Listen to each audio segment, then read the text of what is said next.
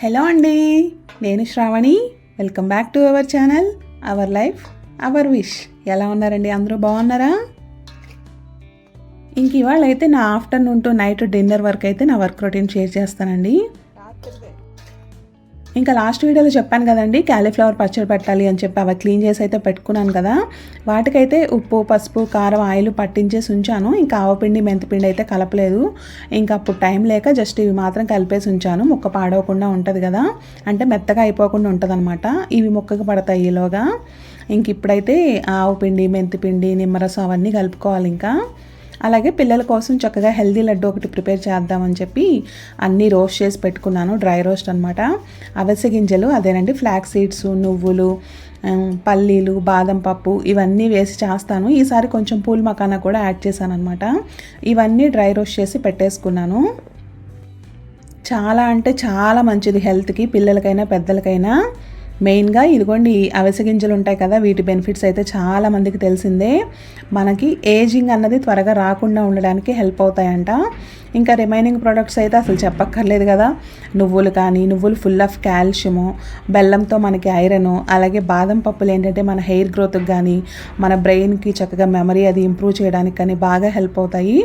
పల్లీలు కూడా మనకి ఫుల్ ఆఫ్ ఐరన్ ఉంటాయి కదా. వీటన్నింటిని బెల్లంతో కలిపి తిన్నాం అనుకోండి, ఇంకా అసలు చెప్పక్కర్లేదు, టేస్ట్ బాగుంటుంది, హెల్త్ ఇంకా అంతకన్నా బాగుంటుంది.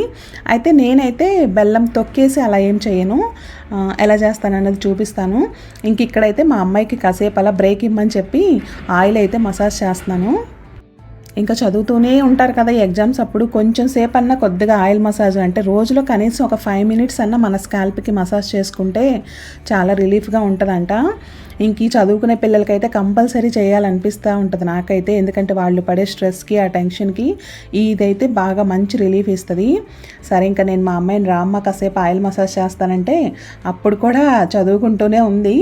ఇంకా సర్లే కాసేపు నేను చేసే పని నేను చేస్తే కొద్దిగా రిలీఫ్ ఉంటుంది కదా తనకు కూడా. దట్టు బయట కూర్చుందాం రమ్మని చెప్పి నేను పిలిస్తే వచ్చింది. వద్దొద్దు లోపల రాయి అంటుంది.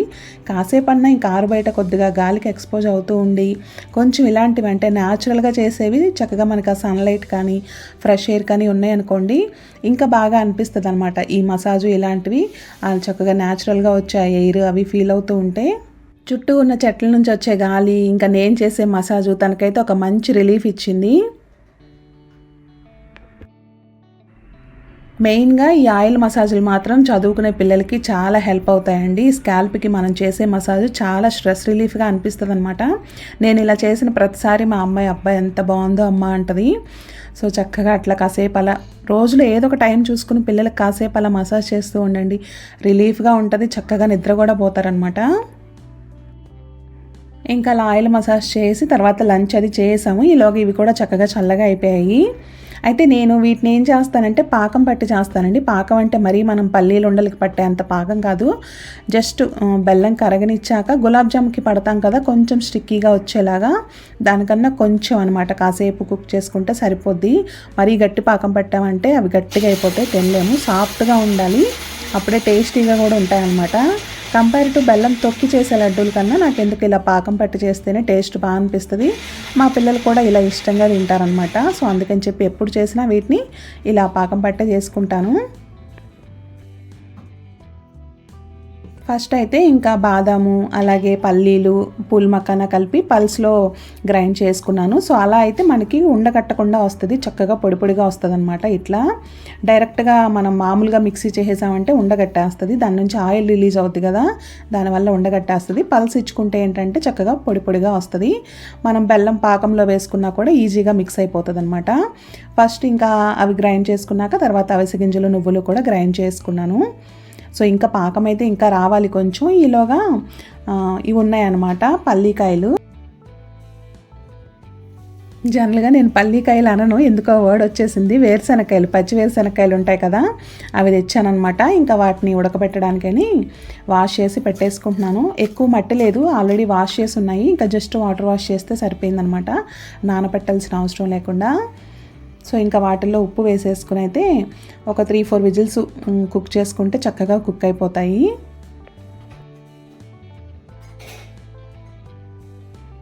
ఇంక ఇవైతే సాయంత్రం స్నాక్స్ కోసం అనమాట. సరే ఇంకా ఈ పాకం రాలేదు, ఇంకా టైం ఉంది కదా అని చెప్పి ఇంకా ఒక పక్క అవి కూడా కుక్ చేస్తున్నాను.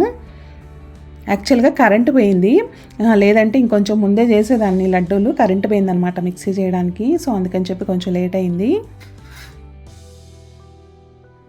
ఇంకా బెల్లం అయితే మనకి చిన్న కుందుల్లాగా ఉన్న బెల్లంలో ఖచ్చితంగా ఇసుక ఉంటుంది, సో దాన్ని అయితే వడగట్టుకోవాలి.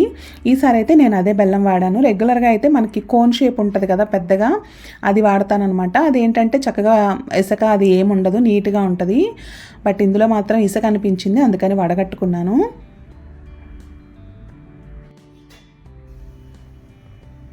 ఇంకా చూసారా, పాకం కొంచెం థిక్ అయితే చాలన్నమాట, గట్టి పాకం ఏం అక్కర్లేదు. జస్ట్ గులాబ్ జామ్ కన్నా కొంచెం వస్తే సరిపోద్ది. ఇంకా చక్కగా మనం గ్రైండ్ చేసుకున్న పౌడర్ అంతా మిక్స్ చేసుకోవడమే. కొంచెం చల్లగా అయ్యాక ఉండ చుట్టేసుకోవచ్చు, చాలా ఈజీగా వచ్చేస్తుందండి. నెయ్యి కూడా అవసరం ఉండదు అసలు, ఈజీగా చుట్టేసుకోవచ్చు. కొంచెం చల్లగా అవ్వాలంటే మన చెయ్యి ఆ వేడిని భరించేంత ఉన్నప్పుడు. పద చెల్లి నువ్వు కలిపి ఉండలు చేసేద్దు పదండి, వచ్చేస్తుంది ఈజీగా. అరే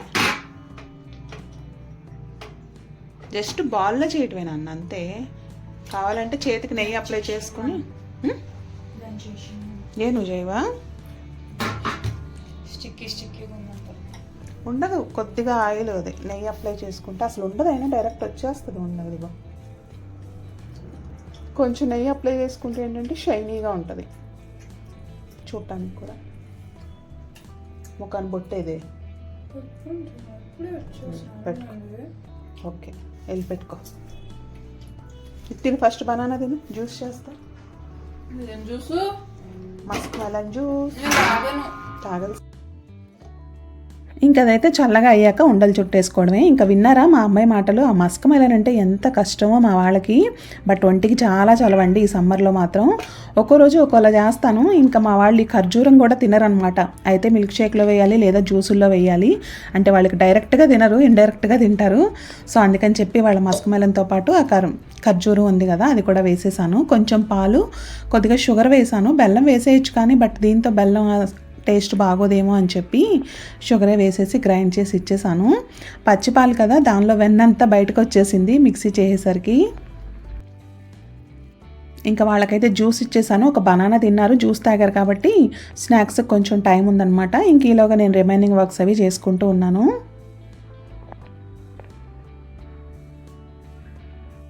ఇంకా రిమైనింగ్ వర్క్స్ ఉంటాయి కదా, బట్టలు తీసుకురావడం, మొక్కలకి నీళ్లు పోయటం, బయట ఒకసారి చిమ్ముకోవటం. సో ఈ వర్క్స్ అన్నీ చేసుకుంటున్నాను అనమాట. ఇంకా ఆల్రెడీ స్నాక్స్ కూడా, అంటే పల్లీలు ఉడకబెట్టేశాను కదా, అదేనండి శనక్కాయలు ఉడకబెట్టాను కదా. సో ఇంకా స్నాక్స్ అంటూ వేరేగా ఏం ప్రిపేర్ చేయట్లేదు. మా వారు వచ్చాక ఆయనకు కూడా జ్యూస్ చేసిస్తాను అంతే. సో ఇంకా లడ్డూలు కూడా ప్రిపేర్ చేసుకుంటే అయిపోతుంది. ఇంకా స్నాక్స్ హడావిడి లేదు కాబట్టి ఇంకా బట్టలు ఫోల్డ్ చేసుకోవడం, ఈ పని అయితే ముందు పెట్టేసుకుంటున్నాను. చెప్పాను కదా లాస్ట్ వీడియోలో, ఇంకా సోఫాలు అయితే పాడైపోతున్నాయి కవర్ వేయాలని చెప్పి. సరే ఇంకా కవర్ అయితే వేసేస్తూ ఉన్నాను. అయితే మావి పాత సోఫాలు కూడా సేమ్ ఇదే కలర్ కాంబినేషన్లో ఉండేవి, అందుకని చెప్పి చాలామంది ఇవి కొత్తవా పాతవా అని చెప్పి అడుగుతూ ఉన్నారనమాట. ఇవైతే కొత్తవేనండి.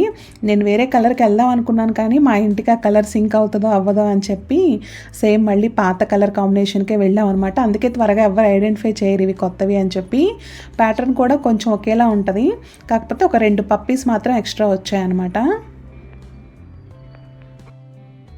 కొత్త సోఫా కొనాలి అనుకున్నప్పుడు పాత సోఫాని ఎలా దాన్ని డిస్మాండిల్ చేయాలన్నది కూడా ఒక పెద్ద క్వశ్చన్ అనమాట మాకు. సో అందుకని చెప్పి ఎక్స్చేంజ్ ఉన్న దగ్గరికే వెళ్ళాము. అది వాళ్ళు ఏదన్నా చేసుకోండి, వాళ్ళకి పనికొచ్చినా పనికి రాకపోయినా ఎక్స్చేంజ్లో మాత్రమే మేము చూసాం అనమాట. ఎందుకంటే దాన్ని ఎక్కడికన్నా మనం ట్రాష్ చేయడం చాలా కష్టం కదా. సో అందుకని చెప్పి మా పాత సోఫాని ఎక్స్చేంజ్లో ఇచ్చేసి తెచ్చుకున్నాం అనమాట. ఆల్మోస్ట్ ఈ ఆగస్టుకి 1 year అయిపోతుందిలేండి తీసుకొచ్చి కూడా. ఇంకా సోఫాకి అయితే కవర్స్ వేసాను, కంప్లీట్గా వేయలేదు. కంప్లీట్గా వేస్తే ఏంటంటే ఒక మెస్సీ లుక్ వచ్చేస్తుంది, కొంచెం అవి అటు ఇటు అయినా. సో అందుకని జస్ట్ కూర్చునే ప్లేస్ వరకు వేసాను అనమాట. ఇంకా తెచ్చిన బట్టలు వెంటనే ఫోల్డ్ చేస్తున్నాను. ఇంకా టైం ఉంది మా వారు రావడానికి కూడా. సో ఈలోగా ఈ పని చేసేసుకుంటే నీట్గా ఉంటుంది కదా. ఇంకా సమ్మర్లో బట్టలు ఎక్కువసేపు కూడా బయట ఉంచినా కలర్ ఫేడ్ అయిపోతాయి. సో ఇంకా ఫాస్ట్గా డ్రై అయిపోతాయి కాబట్టి ఒక 2-3 hours సరిపోతుంది డ్రై అవ్వడానికి.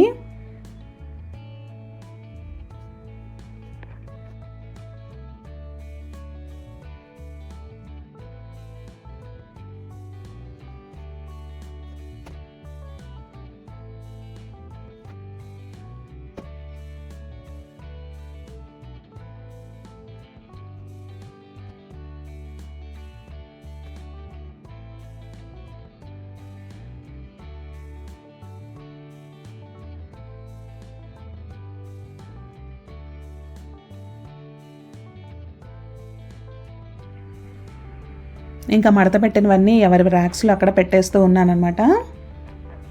సో ఇక్కడతో ఈ పని అయితే అయిపోయింది.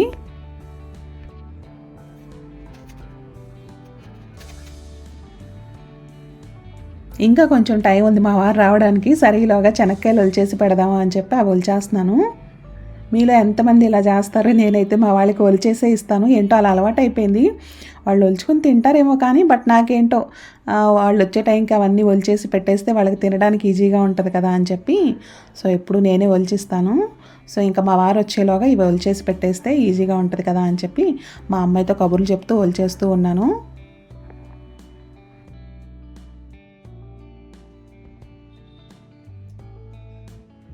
ఇవేంటో హైబ్రిడ్ కాయలో ఏంటో అర్థం కాలేదు కానీ పప్పులు మాత్రం ఎంత బలంగా ఉన్నాయో. ఇది వరకు తెచ్చినప్పుడల్లానేమో ఎక్కువ తప్పలుండేవి, బట్ ఈసారి మాత్రం పప్పులు ఎక్కువ ఉన్నాయి. ఏంటో ఏది నమ్మకంతో తినాలో ఏది అనుమానంతో తినాలో కూడా తెలియట్లేదు. హెల్దీవి కదా అని చెప్పి తెచ్చుకున్న వాటిని కూడా అంత సాటిస్ఫైడ్గా తినలేకపోతున్నాం అనమాట. అంతా కెమికల్స్ మయమైపోయింది కదా. సో ఇంక ఈలోగా మా వారు రానే వచ్చారు. ఇంకా వలుస్తూ ఉన్నాను, మా వాళ్ళు తింటూ ఉన్నారు.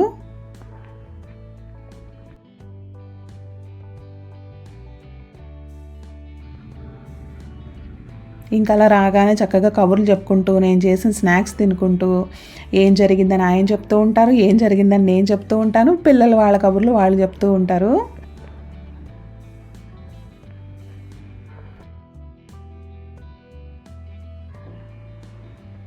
ఇంకా జ్యూస్ అది కూడా చేసి ఇచ్చేసాను. ఇంక ఈలోగా ఇది చల్లగా అయిపోయింది. ఇంకా ఉండలు కూడా చుట్టేసుకుంటున్నాను అనమాట. ఈజీగా చుట్టేసుకోవచ్చండి. కొంచెం ఏంటంటే కొద్దిగా షైనీగా ఉండడం కోసం నేను నెయ్యి అప్లై చేసుకుంటాను. వితౌట్ నెయ్యి కూడా అసలు చక్కగా ఈజీగా వచ్చేస్తాయి. అలాగే 10 days అయినా కూడా పాడవకుండా ఉంటాయి బయట పెట్టుకున్నా. ఇవి ఎక్కువ కూడా తినకూడదండి, త్వరగా డైజెషన్ కూడా అవ్వదు. సో రోజుకి ఒక్కటి సరిపోతుంది అనమాట. టేస్టీగా ఉన్నాయి కదా అని చెప్పి 2-3 తినేయాలనిపిస్తుంది కానీ బట్ తినకూడదు, రోజుకి ఒక్కటే సరిపోద్ది. అవిసె గింజలు ఎక్కువ తీసుకున్నా కూడా మనకి త్వరగా అరుగుదలకి అది రాదనమాట. చాలా లిమిట్గా తీసుకోవాలి అవి. సో వీటిల్లో ఉన్నవంతా కొంచెం హెవీ ఫుడ్, అంటే మనకి త్వరగా డైజెషన్ అవ్వని ఫుడ్ కాబట్టి లిమిట్లో తీసుకుంటేనే మంచిది.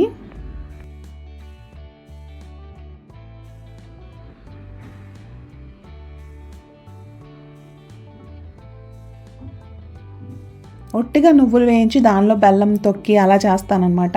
అవి మాత్రమే డైరెక్ట్ బెల్లం తొక్కి చేస్తాను. మిగిలినవి చేసినప్పుడు ఇలా పాకం పట్టే చేస్తాను.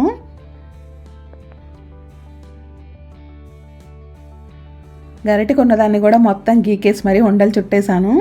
చక్కగా కబుర్లు చెప్పుకుంటూ చేస్తే అసలు పని చేసినట్టే అనిపించదు కదా.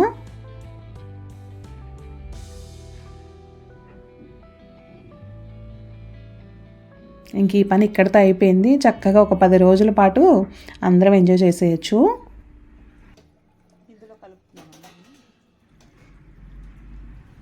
ఇంకా ఆయిల్ కూడా చాలా తక్కువ వేసానండి ఈ పచ్చళ్ళలో ఈసారి. మొన్న ఆవకాయలో కొంచెం ఆయిల్ ఎక్కువైంది అన్నారు మా వారు, సరే అందుకని చెప్పి ఈసారి చాలా తక్కువ వేసాను.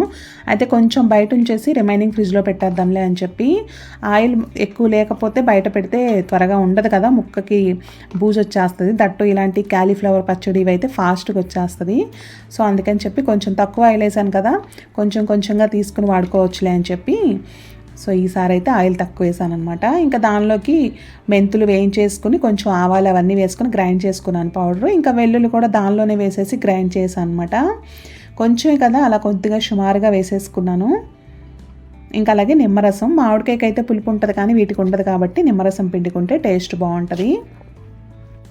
చింతపండు గుజ్జుతో కూడా చేస్తారు కానీ బట్ నేను ఎప్పుడు నిమ్మరసమే, మా అమ్మ ఇలా చేస్తుంది, ఇంకా నాకు కూడా అదే అలవాటు అనమాట. మెయిన్గా నిమ్మరసంతో చేస్తే ఏంటంటే కలర్ బాగుంటుంది, చక్కగా రెడ్గా అనమాట. చూసారా ఎంత బాగుందో. ఇంకా ఆగక మేము ఆ రోజే తినేసాంలేండి నైటే. 2 days అయితే బాగుంటుంది ముక్క, చక్కగా మంచిగా ఉప్పు కారం పులుపు అన్నీ పట్టి. నిమ్మరసం వేసాం కదా కొంచెం ఇంకా లూజ్ అయింది. ఆయిల్ తక్కువ ఉన్నా కూడా నిమ్మరసం వల్ల కొద్దిగా గ్రేవీగా కనిపిస్తుంది అనమాట. కిచెన్లో ఉంటే మళ్ళీ ఎక్కడ ఏ వాటర్ పడతాయో ఏంటో అని తెచ్చి డైనింగ్ టేబుల్ మీద పెట్టేశాను. ఆల్మోస్ట్ ఈ ఉండలు కూడా కొద్దిగా డ్రై అయిపోయినాయి.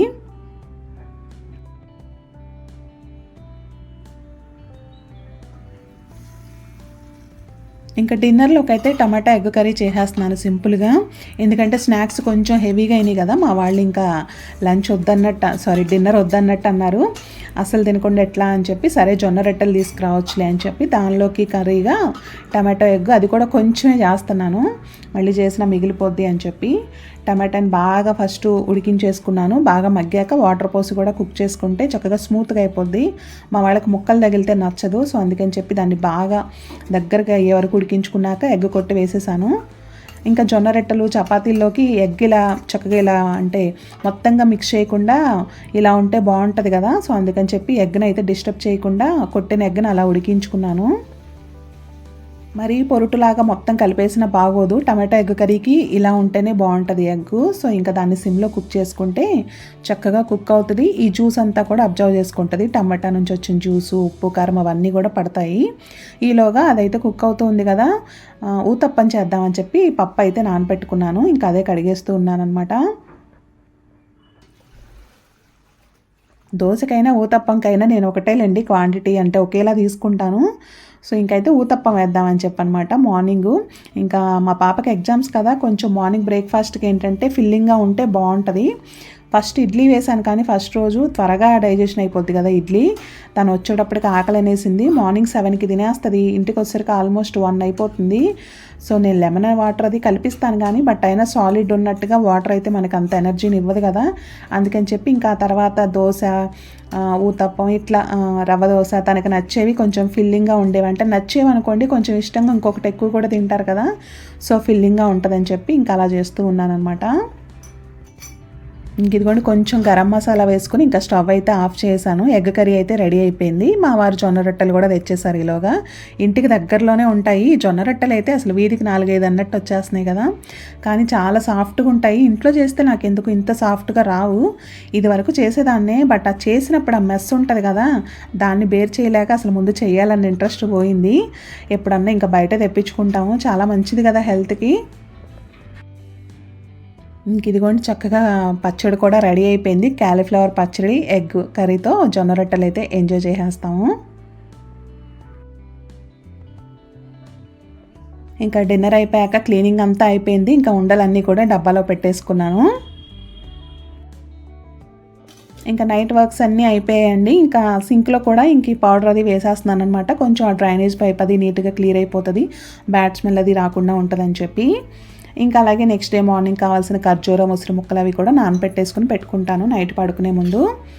సో ఇదండి ఇవాళ వీడియో. మరొక మంచి వీడియోతో మళ్ళీ కలుద్దాం. Thank you so much for watching అండి. కీప్ సపోర్టింగ్ మీ. వీడియోస్ నచ్చితే తప్పకుండా ఛానల్ని సబ్స్క్రైబ్ చేసి, వీడియోస్ని లైక్ చేసి, షేర్ చేసి, వీడియో ఎలా ఉందన్నది మీ ఫీడ్బ్యాక్ నాకు తెలియజేస్తారు కదా.